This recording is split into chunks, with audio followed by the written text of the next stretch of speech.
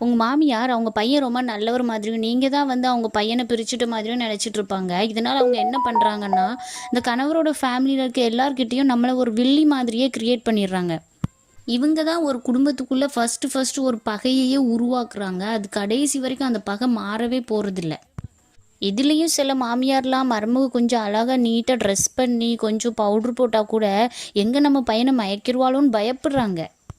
இப்படி பயப்படுற நீங்கள் ஏன் உங்கள் பையனுக்கு கல்யாணம் பண்ணி வைக்கிறீங்க? உங்கள் பையனை உங்கள் கூடயே வச்சுக்கலாம்ல. இவ்வளோதையும் பொறுத்துக்கிட்டு நீங்கள் அந்த குடும்பத்தை மேனேஜ் பண்ணி கொண்டு போகிறதுக்காக நீங்கள் படுற கஷ்டம் அவங்களுக்கு ஒரு நாளுமே தெரிய போவதில்லை.